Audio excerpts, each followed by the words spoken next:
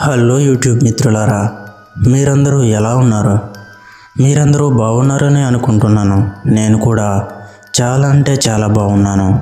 మీరందరూ మన వీడియోస్ చూస్తున్నందుకు నాకు చాలా అంటే చాలా సంతోషంగా ఉంది.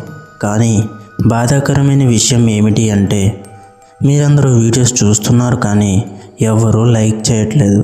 దయచేసి వీడియోకి ఒక లైక్ చేసి మీ అభిప్రాయాన్ని కమెంట్ల ద్వారా తెలియచేయండి. అయితే ఇక ఏమాత్రం ఆలస్యం లేకుండా వెళ్ళిపోదాం మన ఇవాల్టి దెయ్యాల కొంపలోనికి.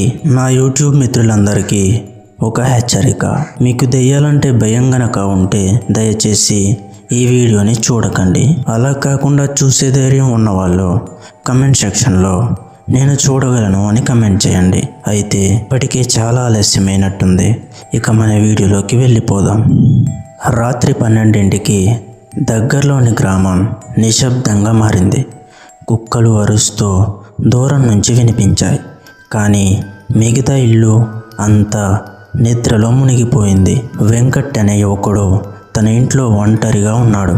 తల్లిదండ్రులు ఊరి బయటకు పండగకు వెళ్ళి వారం రోజుల తర్వాత వస్తారు. ఇంట్లో కాంతి తగ్గి ఒక్క బల్బు మాత్రమే మందమైన వెలుతురు ఇస్తుంది. ఆ వెలుతురు కూడా అప్పుడప్పుడు చముకులు కొడుతూ భయంకరంగా కనిపిస్తుంది. వెంకట్ మంచంపై ఒంటరిగా పడుకొని కళ్ళు మూసుకున్నాడు. ఆయన పడుకున్న కాసేపటికి వెనుక గదిలోంచి గుసగుసలు వినిపించాయి. మొదట అది బయట నుంచి వచ్చిన గాలి అనుకున్నాడు. కానీ ఆ శబ్దం లోతుగా స్పష్టంగా వినిపిస్తోంది. వెంకట్, నువ్వు మేలుకొని ఉన్నావా అని అనిపించింది. హృదయం ఒక్కసారిగా బలంగా కొట్టుకుంది. ఆయన తల తిప్పి చూశాడు. ఎవ్వరూ లేరు. అయినప్పటికీ ఆ శబ్దం మెల్లిగా దగ్గర పడుతుంది. మంచం కింద ఏదో కదులుతున్నట్లు అనిపించింది. భయంతో ఒక్కసారిగా శ్వాస ఆగినట్లయింది. ఒక్కసారిగా మంచం కదిలినట్టయింది. కాళ్ళ దగ్గర ఎవరో కూర్చున్నట్లు అనిపించింది.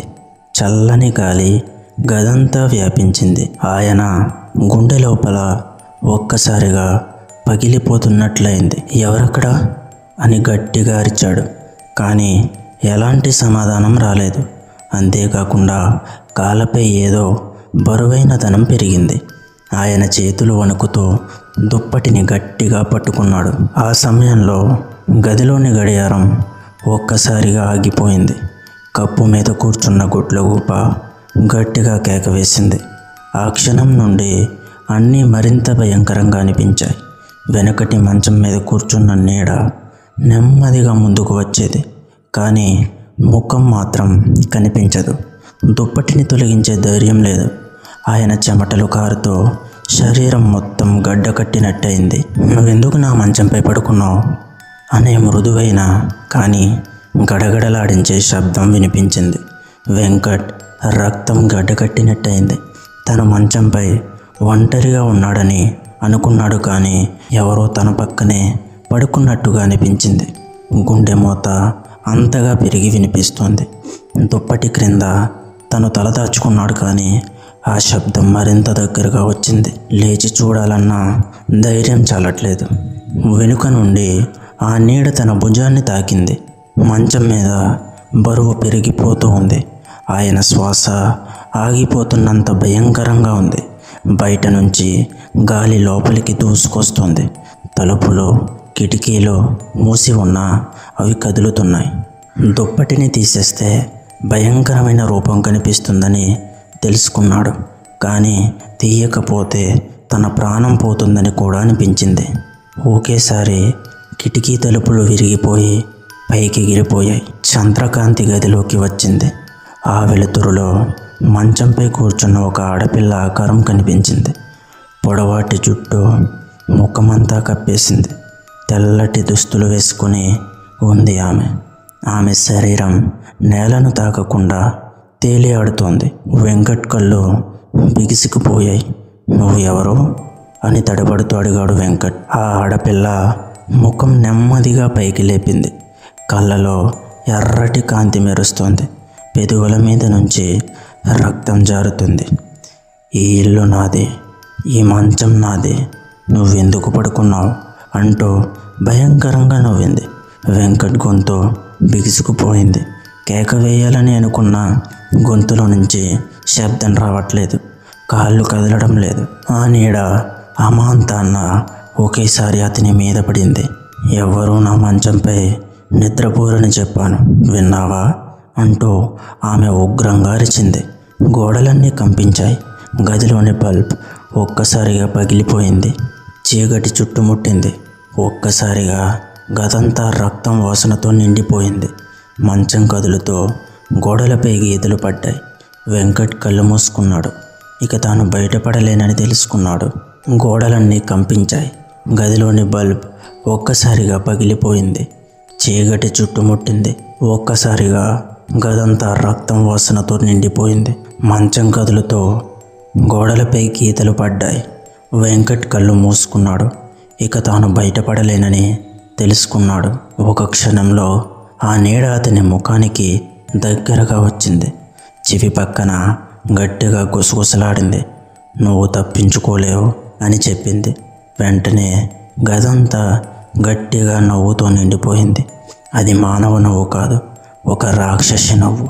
వెంకట్ చెవులు మూసుకున్నాడు. కానీ ఆ శబ్దం లోపల నుంచే వస్తుంది. గుండె పగిలిపోతున్నట్టుగా తడబడుతున్నాడు. మంచం ఒక్కసారిగా గాల్లో ఎగిరిపోయి గట్టిగా నేలపై పడింది. వెంకట్ తల గోడకు తగిలి రక్తం కారడం మొదలైంది. దృష్టి మసకబారింది. కానీ ఆ రూపం మాత్రం ఇంకా అతని మీదే ఉంది. పొడవాటి చేతులు అతని మెడను గట్టిగా పట్టుకున్నాయి. ఇకపై ఎవ్వరూ నా మంచంపై పడుకోరు అంటూ అరుస్తూ ఉక్కిరి బిక్కిరి చేసింది. వెంకట్ శ్వాస ఆగిపోతున్నట్టు అనిపించింది. ఒక్క క్షణంలో గదిలోని తలుపులు స్వయంగా తెరుచుకున్నాయి. బయట చీకటిలో కొందరు నీడలో నిలబడి ఉన్నాయి. వారు ఎవరో కనిపించలేదు. కానీ వాళ్ళందరూ ఒక్కసారిగా ఒకే శబ్దంలో ఇది మా ఇల్లు, ఇది మా మంచం అని గట్టిగా కేక వేశారు. ఆ శబ్దం విని వెంకట్ తల తిరిగిపోయింది. చుట్టూ గోడలు చీలిపోతున్నట్టుగా అనిపించింది. వెంకట్ చివరిసారి తన శక్తిని ఉపయోగించి మంచం మీద నుంచి లేచే ప్రయత్నం చేశాడు. కానీ కాళ్ళు కదలట్లేదు. కళ్ళ ముందే ఆ రూపం మరింత భయంకరంగా మారింది. కళ్ళు రక్తం పొంగుతున్నట్టుగా ఉన్నాయి. చెవుల నుంచి అరుపులు వస్తున్నాయి. ఇప్పుడు నువ్వు కూడా ఈ మంచంలో నాతో పాటే నిద్రపోవాలి అని చల్లగా చెప్పింది. వెంకట్ శరీరం గడ్డగట్టింది. చివరి క్షణంలో ఆయన గొంతు నుండి ఒక భయంకరమైన కేక వచ్చింది. ఆ కేకతో గది ఒక్కసారిగా మౌనమైంది. బయట ఉన్న నీడలు మాయమయ్యాయి. కానీ ఇంట్లో ఎవ్వరూ లేరు. మరుసటి రోజు ఉదయం పొరుగు వాళ్ళు వచ్చి చూశారు. వెంకట్ మంచంపై చనిపోయి ఉన్నాడు. ముఖంపై గట్టిగా భయం చెరిపిన ముద్ర ఉంది. ఇప్పటికీ ఆ ఇంటికి ఎవ్వరు వెళ్ళినా రాత్రివేళ ఒకే ప్రశ్న వినిపిస్తుందని చెబుతారు, నా మంచంపై ఎవరు పడుకున్నారు అని.